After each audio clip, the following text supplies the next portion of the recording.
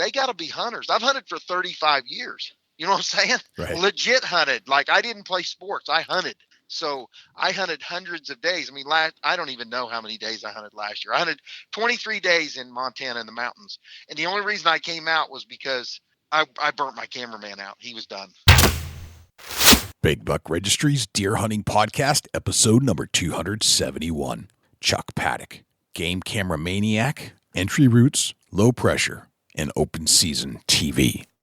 Support for the Big Buck Registry and the Deer Hunt Podcast comes from Rackology. Everything you need in one bag. Now available at Rural King and Orslin Farm and Home storefronts. Or online at www.rackology.org. Quiet Cat, the all-terrain electric bicycle. Visit quietcat.com. That's QUIETKAT.com and use the discount code BIGBUCK15 to secure 15% off your next Quiet Cat purchase. Covert scouting cameras, remote cameras for hunting, wildlife, and security, and Big Buck merch. You can get cool, high-quality Big Buck t-shirts, long-sleeve t-shirts, and hoodies. And show support for this podcast by visiting www.bigbuckregistry.com/MERCH.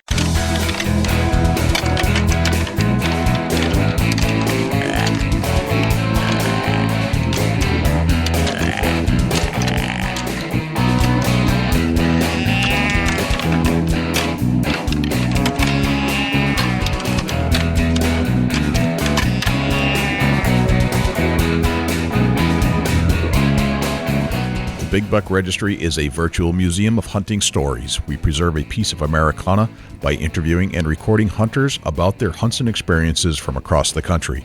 And who knows, maybe we'll learn a thing or two along the way that'll help us take our hunt to the next level. This is Brandon Adams with Major League Bowhunter, and you are about to listen to the Big Buck Registry Deer Hunting Podcast.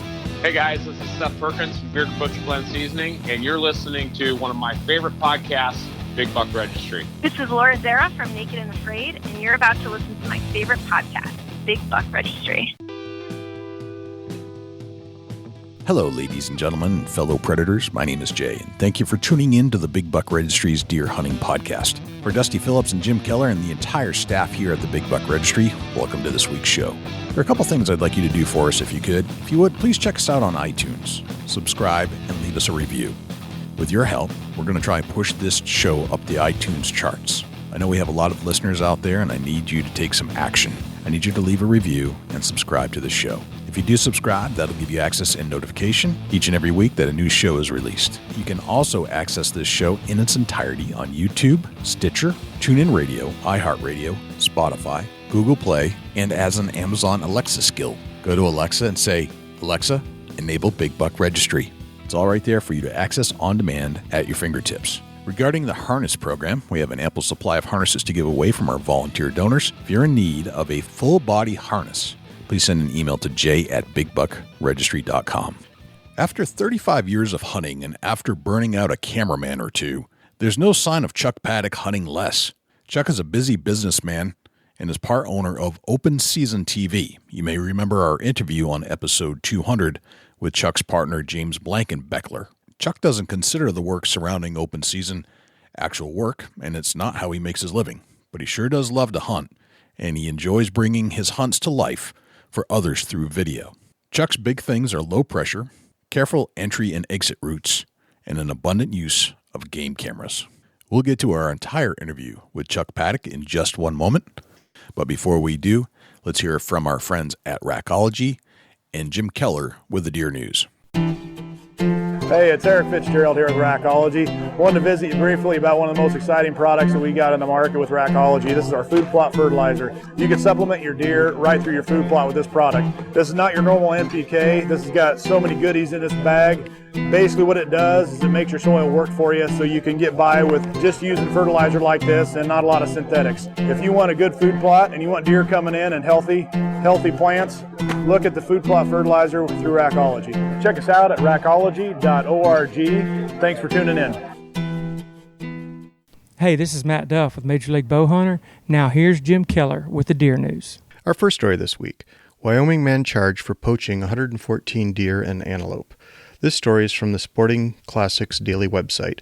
A Sheridan County, Wyoming resident has been charged with 2 misdemeanors and 9 felonies for wanton destruction of big game animals. Greg Lambden, a 62-year-old Sheridan resident, turned himself into the Sheridan County Sheriff's Office on Tuesday, February 5th. The first 2 charges, from July 2016 to November 2017 and December 2017 to March 2018, are high misdemeanors which each carry punishment of 1 year imprisonment and $10,000 fine. Each additional charge within a 10-year time period results in a felony offense. The other 9 charges Lambden faces are felony offenses which each carry a punishment of 2 years imprisonment and $5,000 to $10,000 in fines. Lambden, in total, faces up to 20 years in prison and fines up to $110,000. The charges stem from a 2-month investigation by Wyoming Game and Fish Department law enforcement officers after information was provided to them about possible illegal activity on a property outside of Sheridan. The Sheridan-based Wyoming Game and Fish Department wardens learned from Sheridan County residents on November 20th, 2018, that they had seen their neighbor, Lambden, beating a deer on his property. The residents continued to observe Lambden and saw him dragging several bloated carcasses of white-tailed deer around his property with a lawnmower. Another hunter on land adjacent to Lambden's property noticed several deer carcasses in the thickets when hunting in 2017.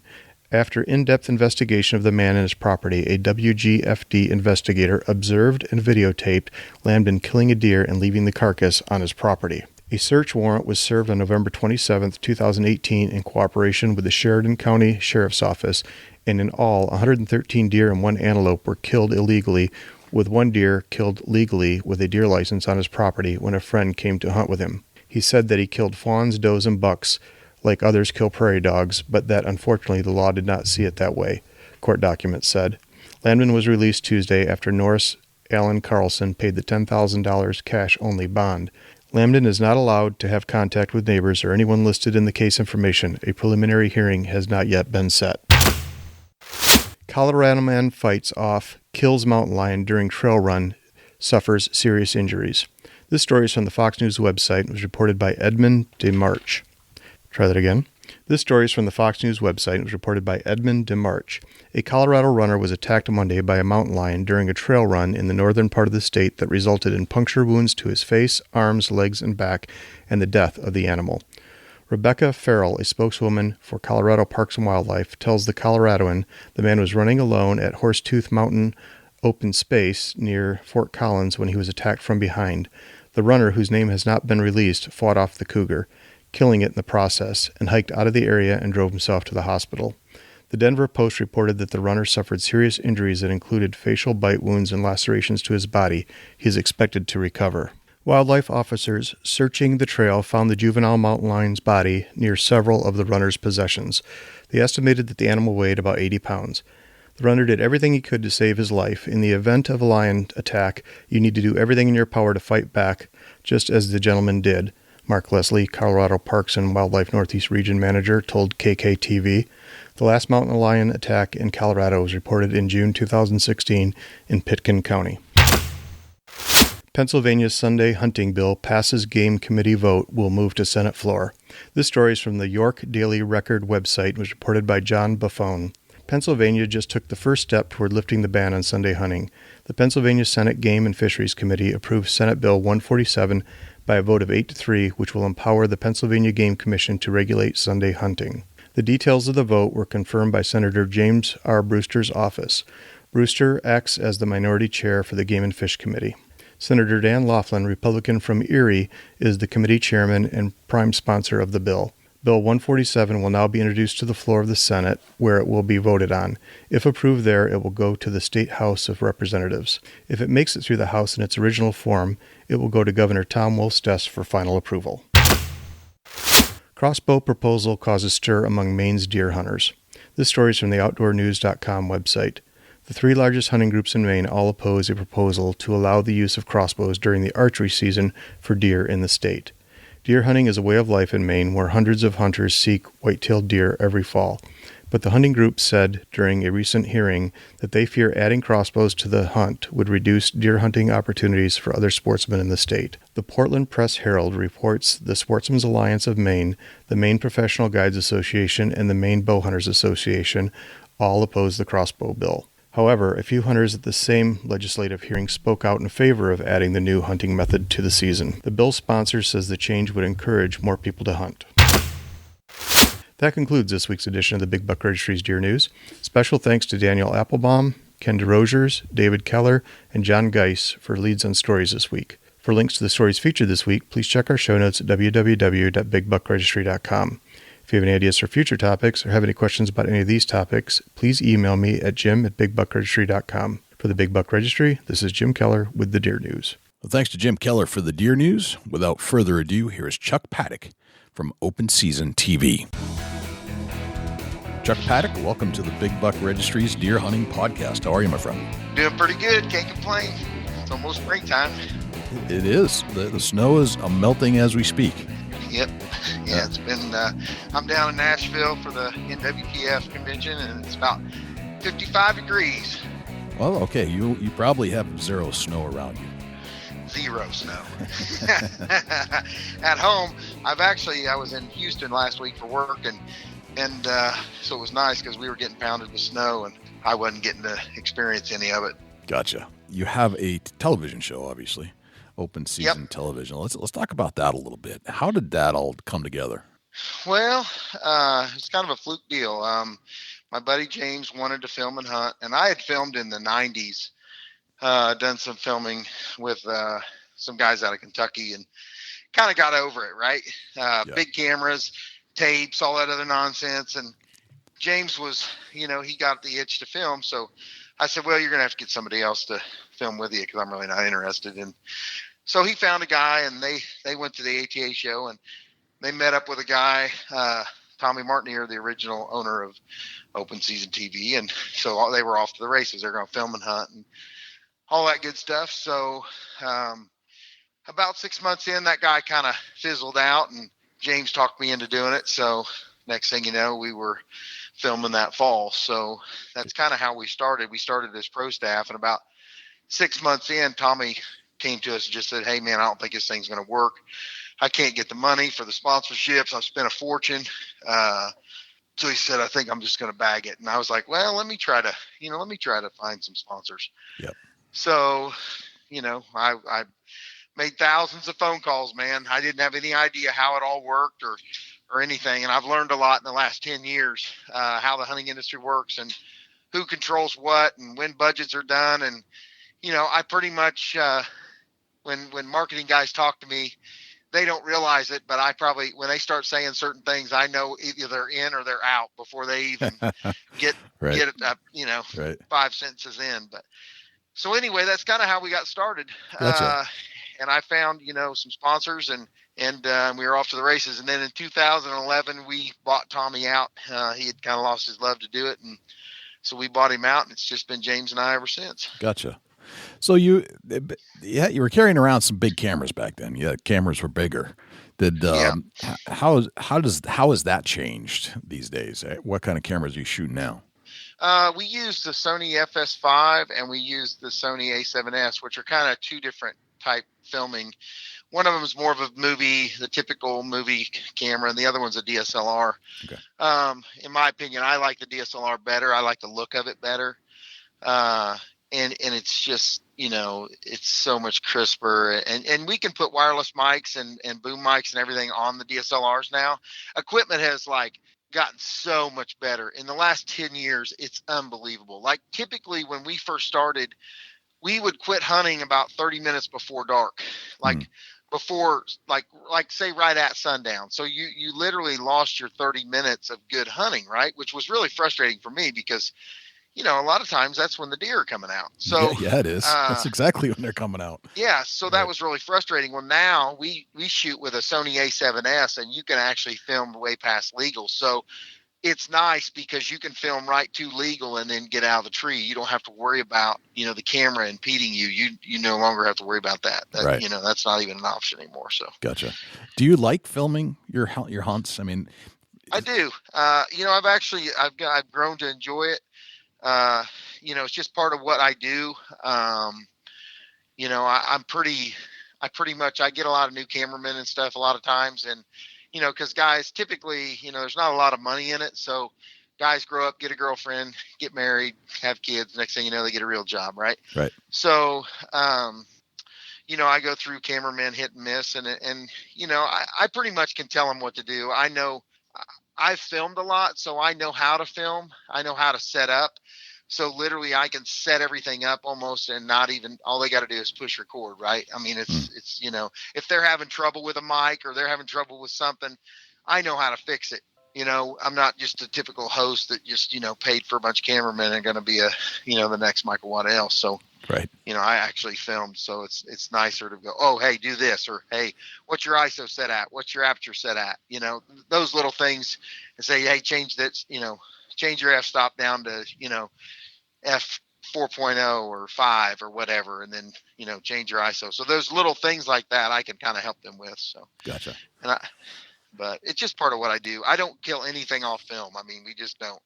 It's not optional. I've lost several big animals and not had the opportunity to shoot them because the cameraman couldn't get on them. But, I just chalk it up as that's just part of it, Let's talk about the marketing part. You said you went out and got sponsors because your other partner couldn't at the time or was not having success. We've found that it can be difficult.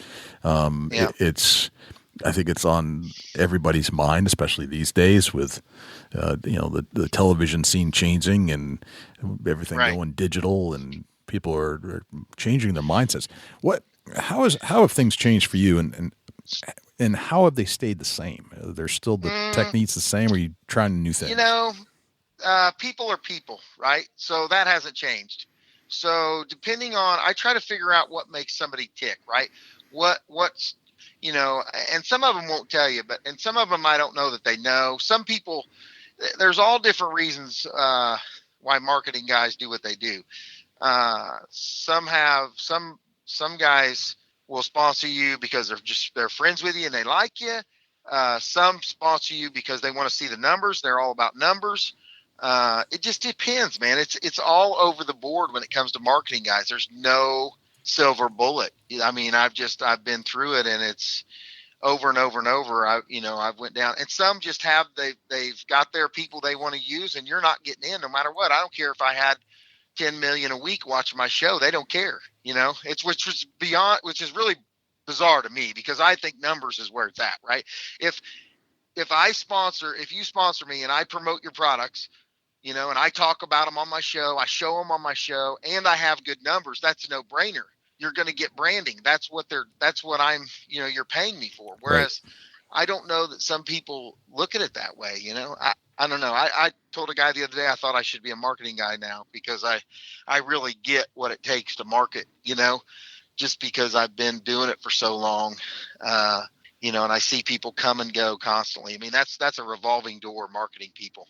Right. I mean, I can't tell you how many times I've watched people come and go, marketing people and companies that I deal with, and sometimes it's the kiss of death for us. Sometimes they come in, they got their own ideas, their own people, and you get the boot no matter how good you are, so you just, you take it.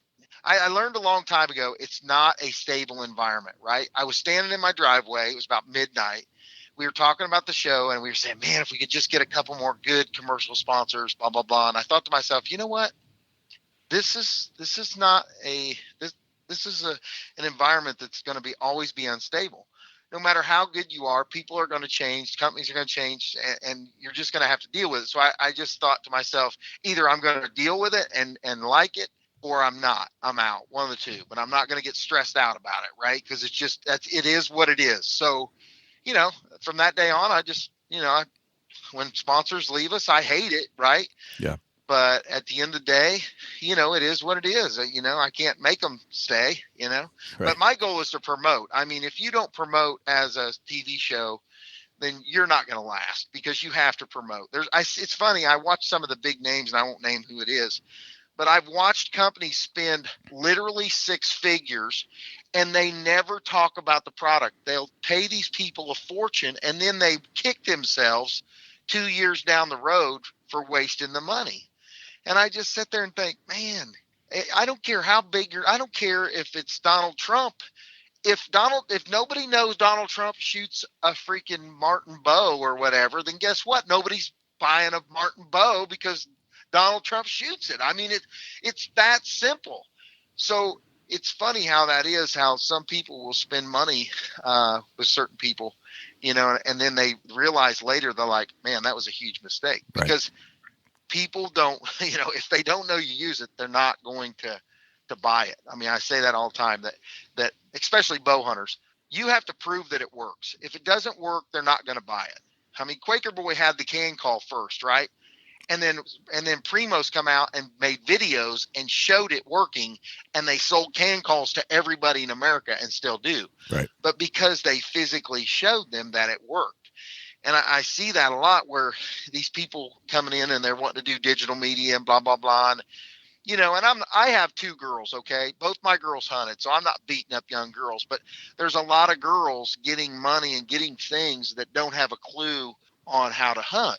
And it's like, just because she's standing there in tight jeans and a tight shirt holding the product doesn't mean I'm buying the product. And Right. You know what I'm saying? And it's just like, these guys don't get it. Some of these marketing people, they just don't get it. It's like, look, they got to be hunters. I've hunted for 35 years. You know what I'm saying? Right. Legit hunted. Like, I didn't play sports. I hunted. So I hunted hundreds of days. I mean, I don't even know how many days I hunted last year. I hunted 23 days in Montana in the mountains. And the only reason I came out was because I burnt my cameraman out. He was done. I mean, or I would have hunted longer, right? I mean, I don't get burned out ever. Like, I hunt day after day after day. I would hunt if I didn't have another job and pay the bills with my, if I did this for a living, which I probably would never do unless I was in the clique, where they, there's certain people get a lot of money. Right. I can hunt every day. I mean, I can hunt every day of my life. I love it, So I can relate to that. That's for sure. So would you say that the marketing aspect is about persistence and accepting change? It sounds like it is 100%. Okay. All right. It is. That's how you survive. Yeah. I mean, that's how I've survived. We seen the digital thing and the social media thing way before everybody else did.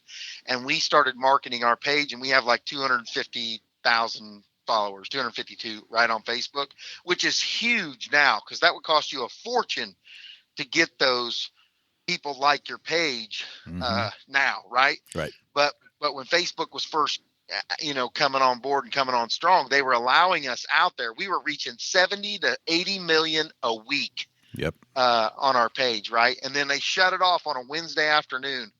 I remember it because it terrified me. I thought they shut our page down because they don't like hunting, right? So I thought that was, they had shut our page down. But what they did was they just basically shut off what they call the algorithms. But what they do is, let's say I make a post on open season, and you, Bill, and Tom like my page. Well, you get to see it today. Tom sees it next week, and Bill sees it 2 weeks from now. So if that was a viral type post that all of you liked, you don't get to see it immediately. So that's how they keep it from going viral. It's very hard to get a post to go viral for everyone to see it, because that's how they changed everything. You know what I mean? Right. Yeah. The Facebook platform has changed dramatically since 2013. And maybe you've had the same experience. I don't know when that Wednesday was, but to me, it was when they went public, and then they had to answer to a lot of other people. And it was, they had a lot of free for all prior to that date. Now they have to answer to shareholders, and shareholders may or may not be hunting fans, and they erred on the side of caution, and still today do that. Now they've got to choke down more than anything. Yeah, I'd take, for instance, I have a real estate company, and I can post ads, and every single one of them get approved immediately. Right. If I post ads for open season with any kind of kill pictures or anything, it gets denied. Right. Which is ridiculous, because hunting is legal. Right. I'm like, look, man, this is a legal thing in America. I'm not doing something illegal. They should allow that. But, the hunting industry, has not banded together and attacked Facebook together, because they just haven't. I don't think we need an organization like the NRA, in hunting that goes after these guys and says, look, this is something that's legal and you should allow it. Mm-hmm. Just because you don't like it doesn't mean it, you're hindering my freedom of speech. You know, I mean, they really are. Right. No, I So get these arguments from the middle ground on NRA stuff and hunting all the time. Is like, they say that the NRA is such an extremist group and that you shouldn't belong to them. I'm like, have you seen the other side? Have you seen the other side of the extreme? Right. Yeah. In order to have exactly. a neutral ground, we must be extreme on both sides. Yeah. Definitely. And we have to counter that with an extreme party like the NRA, and you're darn right I'll give them my dollars because of that. Oh yeah. If you don't, they're going to fight twice as hard as you, and they know how to get to the lobbyists and get to the politicians to make those laws to try to change them. So if you don't fight it, you're going to lose it. Yeah. It shouldn't be that way. What should happen, in my opinion, when someone challenges gun laws in this country, they should be tried for treason because they're going against the Constitution. Now that would stop that if they would do that, but the politicians aren't going to. But I'm just saying, it may sound extreme, but in my opinion, it's not. Because if you do anything against the Constitution, against this country, the founding fathers, what they designed, which was awesome, right? For freedom, then you should be put in jail for treason. You just should. You're basically attacking the rights of the people. Right. So, to me, yes, I support some of these extremists, and maybe I don't agree with everything the NRA does, but I certainly am going to support them because I really disagree with the other side. Really disagree with them. Everything they do is just incorrect. So it's fine. Totally fine with me. The lack of respect for human life in this country is the problem, and people not raising their kids and loving them like my parents did me was a problem. Right. Right. Gotcha. So let's talk about you a little bit, Chuck. Where are you from? Where'd you grow up? I grew up in Indiana. I live right where I've lived my whole life, and my dad wasn't a hunter, but we moved out in the country when I was, I'm guessing around 5 years old. And it was funny, man. I'll never forget this as long as I live. I went out there with my two dogs, climbed up in a tree, sat there till dark, and saw a buck, probably I'm guessing 120, 130 inch deer, but I thought it was a monster. And I ran back home, and I was addicted to hunting ever since. And my dad took me hunting. He bought me my first 22 rifle when I was 8 years old. Now he hunted when he was a kid, but he wasn't a hardcore hunter, right? He'd rabbit hunt, squirrel hunt, whatever. And so he went through all of the, he was hardcore about gun safety and treating a gun being loaded, even if it isn't, it's still loaded, and that it can kill you or someone else, and you don't point at the road, you don't point at people. I mean, he was a maniac about that. And by the time I was 9, he started letting me hunt by myself, which I think is crazy, but he did. And I started squirrel hunting and stuff with that 22 rifle. It was a little Rossi when I was 9 years old, and I have just been a maniac hunter ever since. I mean, I went from, I couldn't kill anything. It took me 4 or 5 years. Finally, I killed my first deer in 87, and I started killing them, and it was kind of like Brown It's Down. I was killing everything I could see, hunt. Sure. And then I slowly started wanting to kill something a little bigger. And, and then I consider myself a trophy hunter, but I don't push that off on people because I believe that really hunting is about enjoying yourself, having fun with friends, and feeling the rush. And if a 6-pointer that's 12 inches wide gives you that rush, then you should shoot it. I just believe that. I tell everybody that comes hunting with me, I have a certain size deer that I want to kill, but I said, score doesn't make you happy. I said, what should make you happy is you should be able to shoot an animal and enjoy the hunt and the rush from it and enjoy the meat from it and all that. But if you're enjoying yourself and having fun, that's what it's about. But if you shoot a deer and it scores 4 inches smaller than what you think and you're not happy, then you're missing what's important and what's right in hunting. Right. I believe. Right. I agree. You're missing the point if you don't get some kind of exhilaration out of you set your own standard as to what you want to go get, but I'm never going to turn around and judge your standard, basically. Yeah, exactly.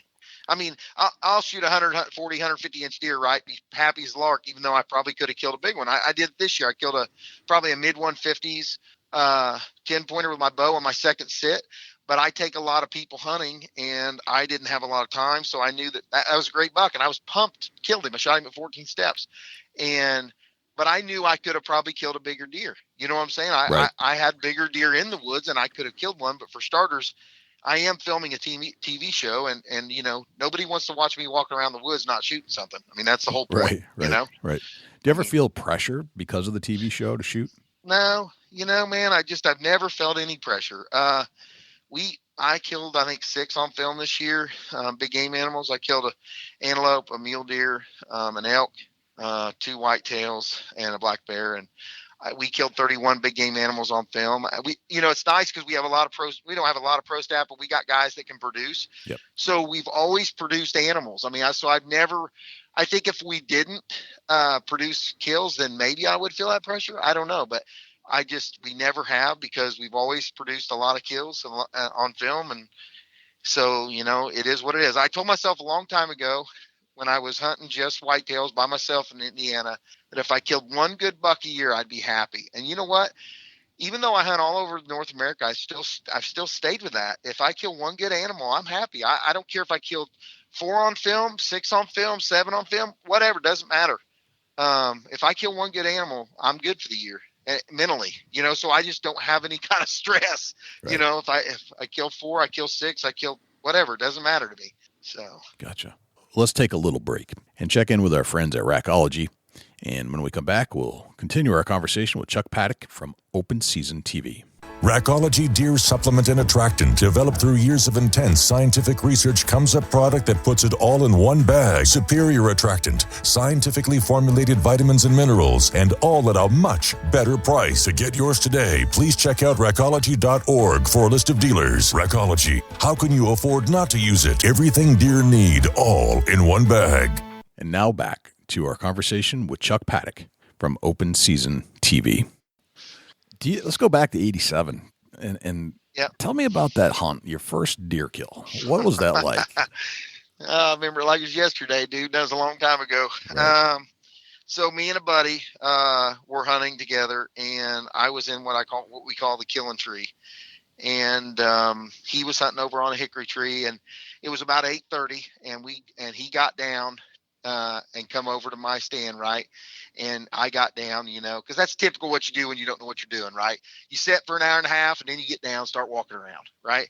So we made a loop around this bedding area, and we were sneaking through, and I stopped him and said, "Oh, look at them deer." And they were coming right to us. Well, there was a doe that was in heat, and a little 6-pointer, and then this monster 12-pointer, dude. I mean, huge buck. And that big buck came up and hit that 6-pointer in the hind end, and he come running up to me and my buddy, and we both drew our bows, and I shot him first. I shot first and spined him and dropped him. And I still have that deer mounted. He is actually in with all my big deer. He sits beside and he probably doesn't score 40 inches, right? Yeah. And I have the same arrow. It's an XX75 orange arrow with a satellite broadhead that's in between his rack. And, you know, I'll never forget that hunt. I mean, I remember sitting by that deer, and I was told my buddy, said, "Go get my dad. I'm not going to leave him. I don't want anybody to steal that deer." Now, nobody was going to steal that deer, right? But I was so pumped. I didn't want to lose him, right? And I think that, you know, that's an awesome feeling. Now, the problem is with some TV shows today that they try to emulate that, your first deer, your biggest deer, you know, and you're not going to feel that every time. So for me, I'm excited I make a good shot, but I'm who I am, right? And I have fun and I enjoy that. But if I'm pumped and freaked out of my mind because I shot a monster deer, you know, like I shot a buck that was on Monster Bucks on Realtree. And that was a cool hunt. I had fooled him and he scored right at close to 170, but, you know, then yeah, that's my biggest deer. So I'm going to be a little more excited, but I try to just be me, you know, on every hunt. You know, Gotcha. I'm me. There's no acting. I'm no actor. So. Right. So if doing what you do, and growing up hunting, you have to pass that on to your children. You said you had 2 daughters that hunt. How did you go about passing along your passion to your kids? And do you ever see or feel, or did you ever feel that your kids were somewhat reluctant to take on Dad's love of the outdoors? Well, I tell you what. So I took them both, and one of them loves hunting like I do, and one of them doesn't. Okay. And she went and she hunted with me and she shot stuff, but It was all about breakfast. Okay. And I know that sounds kind of funny, but Okay. when I started taking my girls out, literally we would put a blind up and get in there, and 10 minutes later they wanted to go. So I'd pack the blind up and we'd go have breakfast. And I would take them in the mornings and I would go hunt, and the older they got, the longer they would stay, but it was all about fun and about breakfast. And it was funny because I think they literally just wanted to go hunting so they could go eat breakfast. Right. Right. It might be the case. But yeah. But the cool part was, we had a lot of laughs, a lot of fun. And my daughter killed probably a mid 140s this year with her bow, with her husband, who loves hunting, who she got into hunting when he met me. Now he's a Maniac, hunter. Nice. And, he's been hunting for, I think, 5 years now, but my youngest daughter, she could take it or leave it. She really doesn't, enjoy that. And I told her that's fine. It's not for everyone, but we still had some good times and enjoyed hunting and stuff like that. So yeah, you'll see it.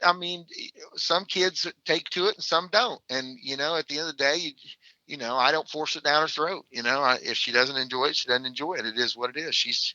I still love her. She's still my girl, Yep. But I think that if people would take their kids out and it be more about not the hunting as much as the being together and doing something fun like that. Cause my dad did that stuff with me. We would go out and then we would go get milkshakes. So, Right. And I take my girls to the same place, to go get breakfast or whatever. So it's passing that on and that enjoyment of, being in the outdoors. Gotcha. Yeah, those are good tips. Speaking of tips, let's talk about some of the things that you've learned over the years hunting as many places as you do. How many places have you hunted overall? Oh man, I don't know. And if you lost count, that's fine. Yeah, I don't know. I've hunted North America. I've hunted almost every province in Canada except British Columbia. I've hunted all over the United States, out west in Arizona, hunting elk to Maine, hunting in Maine, the East Coast. I've hunted all over. So, right. Give me your top 5 states. I'd probably have to say Colorado. Elk and mule deer hunting is probably my number one. I really enjoy it. And then I love Kansas, Indiana, my home state. I love that.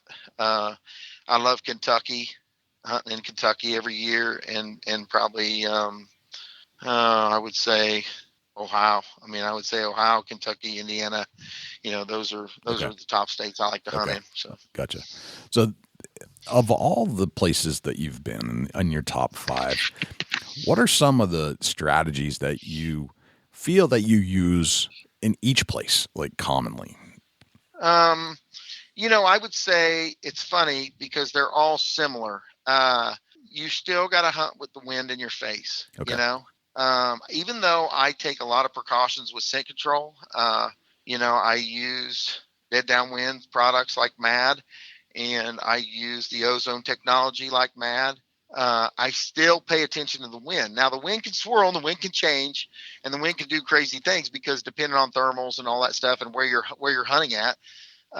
So, I still do those things, but I still hunt with the wind in my face. And typically, when I've beaten some of the big bucks, big whitetails in the Midwest, I beat them because they thought they were safe and they weren't. I was blowing my scent over the edge of a big cliff or a ravine or whatever, or I come in through a ravine, and hunted the edge of this ridge.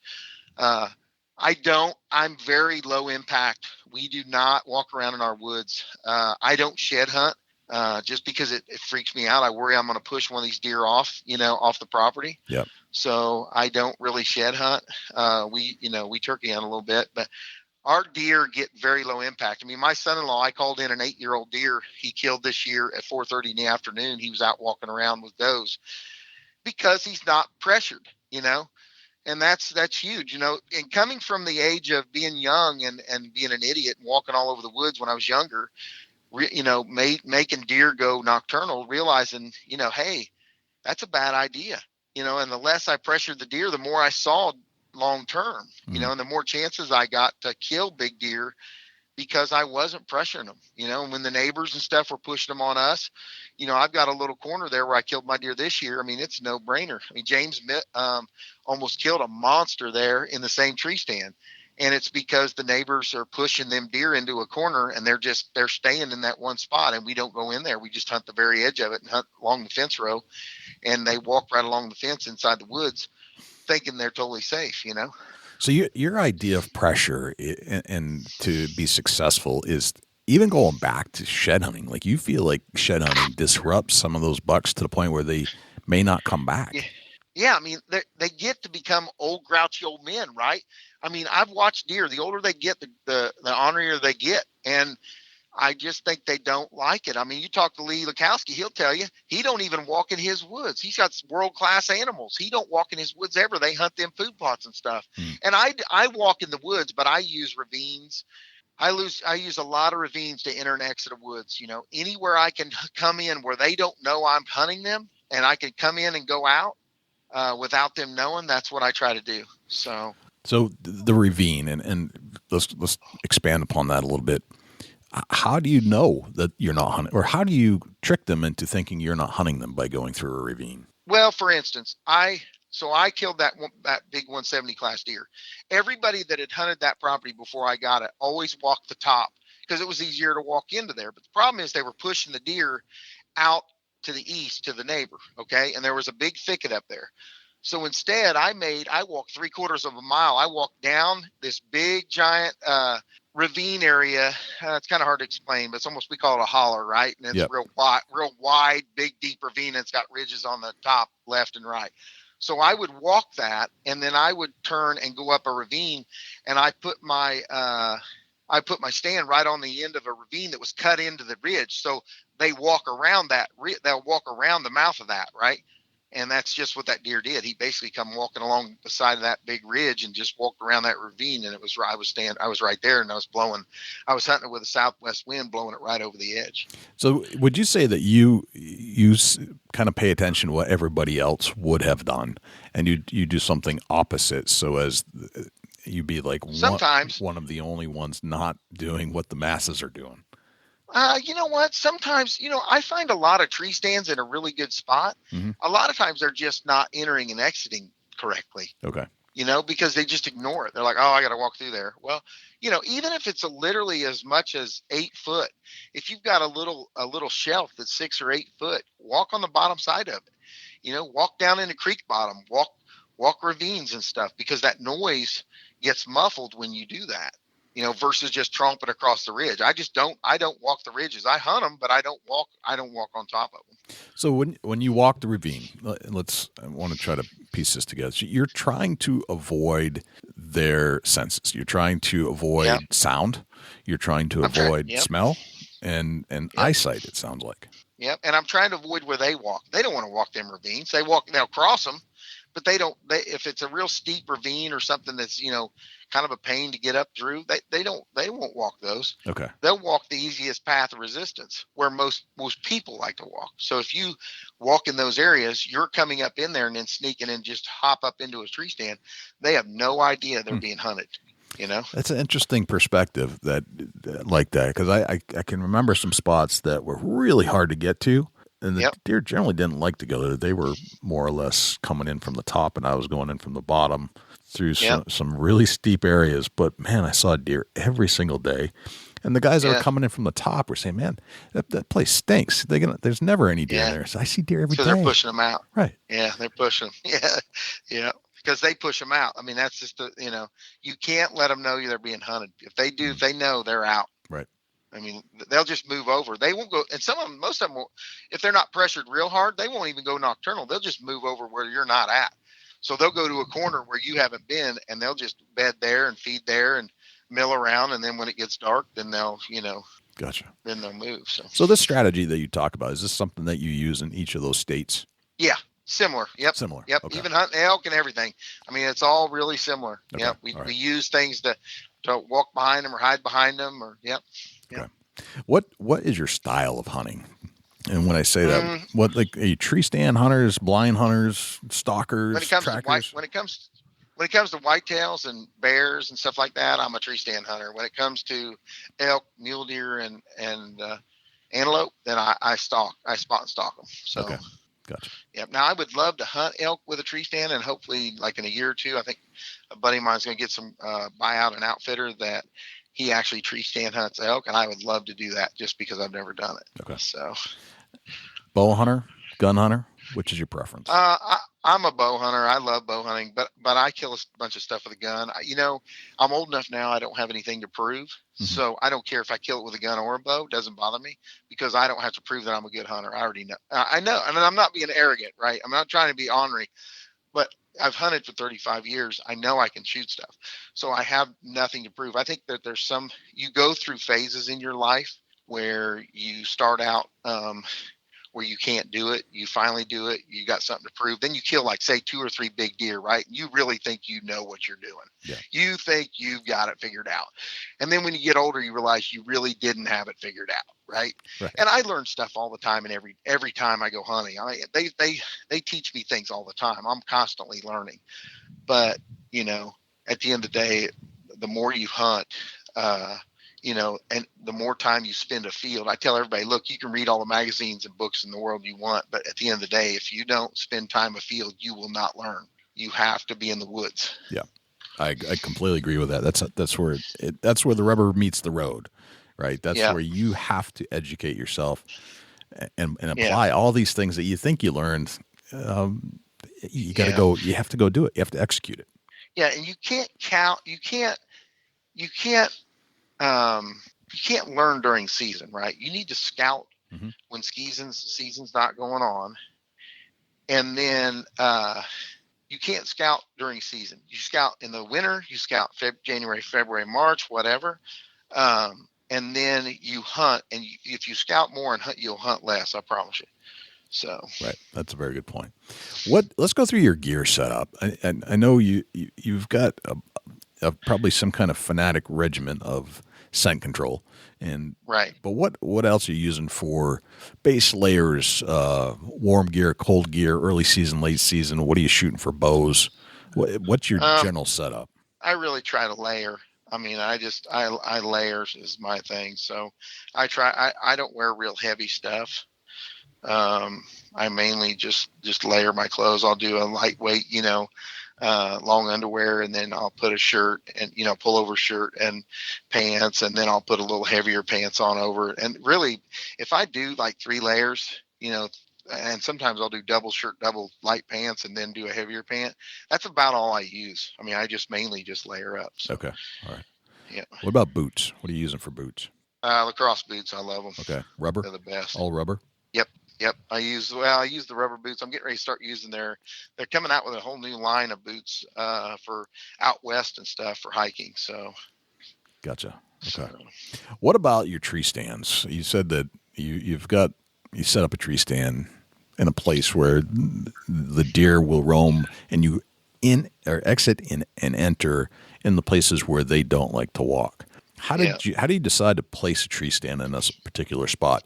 And then what kind of tree stands are you using? Doing hang-ons, ladder stands? What's your preference? Well, I like hang-ons, and I like to be at least 20 feet in the air. So minimum.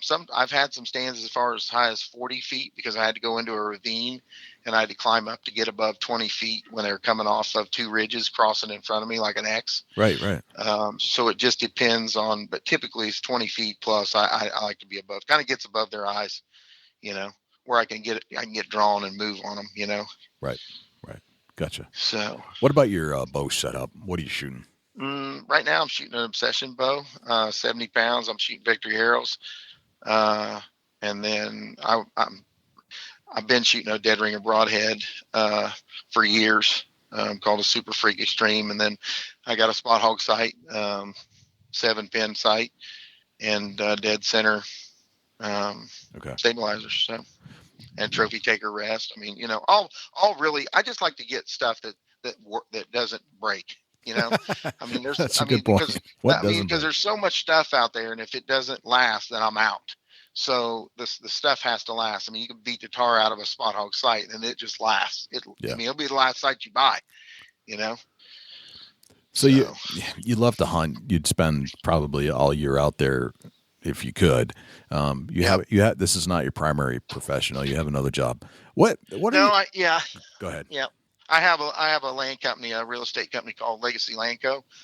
We're in Indiana, Illinois, Missouri, Oklahoma, Kansas, Kentucky, getting ready to be in Tennessee and Iowa. So we have real estate brokers all over the states, and I'm a part owner in that, and it's growing all the time. So gotcha. What are your biggest challenges now as a hunter? I mean, you've got a lot of experience. You're starting to figure this out. Where do you want to grow in hunting? What's your challenge? You know what, man? I think I enjoy the sunrises and sunsets more and more every time I go hunting. Sure. I mean, I think that, not that I've arrived and I can kill anywhere, but I just enjoy hunting. I just enjoy the hunt. And if I kill, I kill. And if I don't, I don't. I don't get depressed over it, and that I've come, back being a kid, I used to get all bummed out and, so for me, I'm in a good place in my life when it comes to hunting. I don't have nothing to prove. I've killed some awesome animals, stuff I would have never killed before if I'd have just stayed, not doing the show. So for me, I am content. See, a lot of people are, there's difference between discontentment and contentment and complacency. I'm still striving to kill a world record, right? But I'm not discontent about it. And I think that that's where people need to step back and evaluate themselves and say, am I discontent and miserable because I don't have what Johnny has, or am I content but still striving to do better? Now, if you're complacent where you just are lazy, and that's one thing, and you're just not striving to do better, but I think people get it messed up. You got to be content with what you have, and if you do get that big buck or whatever, awesome, but be happy for your buddies down the road who killed one, because they don't come around every day, Right. Gotcha. Let's talk about one of your most memorable deer hunts that you've been on. And I don't know if it's the 1987 one, which we've already talked about, but what's one that sticks out in your head? Like, oh man, that was a really good hunt. Oh, I've got so many of them, but I'd say the whitetail that I killed on that ridge that was on Realtree. I never had a dream to have a TV show, but I always wanted to be on Monster Bucks. So the fact that I got to be on Monster Bucks with that kill was pretty awesome. Okay. And I killed him at like 12 steps, right? And he totally was coming in to scent check does.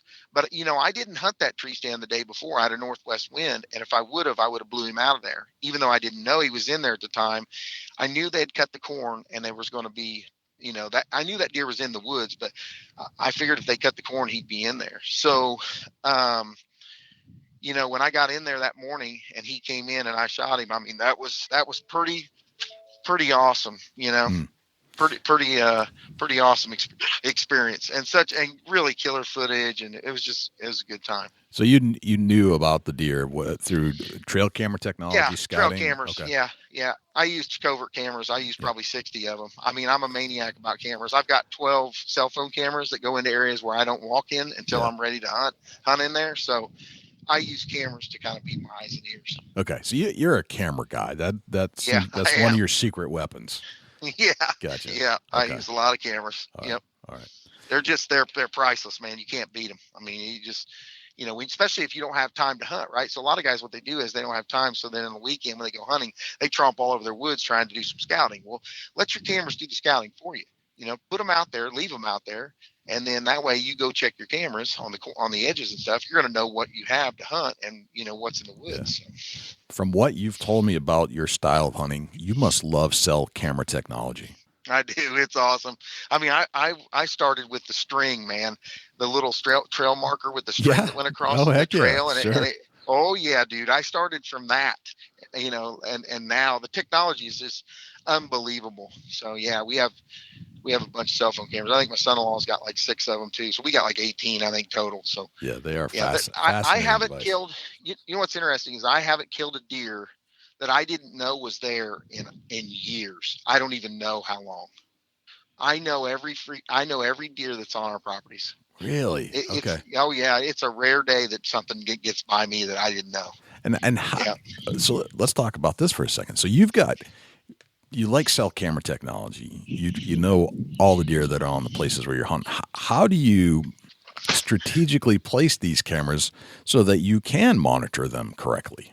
So what I do is I'll put them on the edges of fields and ravines and pinch points. So I'll go in and I find the bedding areas, right?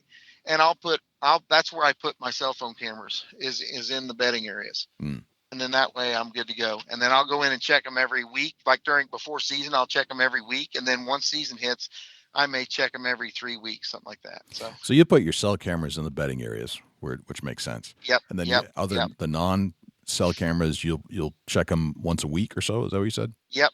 And then once deer season comes in, I already know what's going on, and I don't have to check them then. I'm usually pretty good. I'll check them hit and miss, but I don't check them too much. How far in advance of the season do you start putting cameras out for monitoring? Late June. Usually. June. Okay. Yep. All right. Yep. Very good. What's next for open season television? Any new projects? I'm getting ready to start turkey hunting. I mean, we'll start turkey hunting, and then we hunt bears in the springtime. So. Okay. All right. Well, let me hit you with 10 rapid fire questions here, Chuck. Okay. All right. What's your number one hunting tip of all time? I would say, whatever you do, don't pressure the animals. Okay. All right. That's key. We all have these things that not all of us, but some of us have these items that we'd like to take in the woods with us, kind of like a good luck charm or just something you feel kind of naked if you don't have it with you in the woods. What's that one thing for you? My rangefinder. Rangefinder. I'm with you, man. I love my rangefinder. I mean, I feel just completely inadequate without the rangefinder. Yeah. What's your biggest pet peeve in life? I don't know. Probably just people not enjoying hunting, and I'm watching people fight with each other about, who's the biggest deer, who's the smartest hunter, all that stuff. Gotcha. How old are you today, Chuck? 46. Almost 47. Right. Yep. What would you tell the 24-year-old Chuck Paddock, knowing what you know today? Don't think you know too much. Get out there and spend time afield and scout off season as much as you can, learn as much as you can. Gotcha. All right. You're at a hunting convention somewhere in the world. A stranger comes up to you and asks you what you do for a living. What would you tell him? A whole lot of everything. So real estate, but I don't do hunting for a living. So. Right. Gotcha. What'd you have for breakfast this morning? What did I have? I had waffles and sausage. All right. Very good. You can have your own billboard on the side of a highway. It's a blank canvas. You can put anything you want on it. What would it say? Life's short. Don't sweat the small stuff. I like that. That's your mantra, isn't it? It is. Nice. Yeah. Excellent. If I say the word successful to you, who's the first person that pops into your head and why? Probably my parents, because they got it in life, Yep. They were such good people, and they were definitely successful. Not successful in the money side of things, but in the, life. So, gotcha. Yep. All right. What's a day in your life look like? Rat race every day. I've got, the barge company and this real estate thing. So up early, down late. Yep. Okay. Yep. All right. And then finally, what's a deer hunting day in your life look like? Daylight till dark. Daylight till dark. Very good, Chuck. Well, I appreciate you coming on the show. It's been an absolute pleasure talking to you and learning about who you are and what you got going on. All right. I have to wish you the best of luck in turkey season and next season at the NWTF. Well, I'll appreciate you having me on, and anytime you want to talk, I love talking hunting. I really enjoyed having Chuck on the show. I really enjoyed our conversation that we had with Chuck's partner, James Blankenbeckler, a couple years ago. The crew at Open Season TV are some of my favorite deer hunters on the planet. I just can't say enough of that crew. Going a little deeper with Chuck to find out what makes him tick, what makes him get out in the woods, what makes him feel like he's a successful hunter was really a piece of the puzzle that I wanted to bring to everybody who listens to the Deer Hunt podcast. Dusty, where can we find you when you're not hanging out here in the studios with me? Shoot me an email, dusty@bigbuckregistry.com. You can look me up on Instagram and Twitter @ChasingAntler, Facebook.com/Chubby Tines Outdoors. Jay, where can the people reach out to you when you're not on the mic? Likewise, you can shoot me an email, jay@bigbuckregistry.com, and you can visit us on Facebook, facebook.com/bigbuckregistry. We're also on Twitter, which is twitter.com/bigbuckregistry. We're also on Instagram, instagram.com/bigbuckregistry, and YouTube, which is youtube.com/bigbuckregistry. On YouTube, you can listen to all of our podcasts in their entirety. As far as videos are concerned, it's a boring video, but the audio content is there, so you can actually listen to our podcast. You can also listen to all of our live shows that we've done on Thursday nights when we do them, and we've gone back and re-interviewed a lot of our previous guests we had on the show just to put a face to a voice, let's put it that way. You can always listen to our show on other places as well, not just YouTube. We're found on Stitcher, TuneIn Radio, iHeartRadio, Spotify, Google Play, and as an Amazon Alexa skill. Go to Alexa and say, Alexa, enable Big Buck Registry. And if you would like to submit a buck to our page for consideration and be featured on our page in front of 250,000 diehard deer hunting fans, all you have to do is go to bigbuckregistry.com/mybuck, and all of the instructions will be right there. I think that's pretty much everywhere we're at. I think that's a wrap, Dusty. That's a whole lot of big buck, Jay. Sure is. I'm Jay Scott. I'm Dusty Phillips. And this is the Big Buck Registry's Deer Hunting Podcast. We'll see you next week.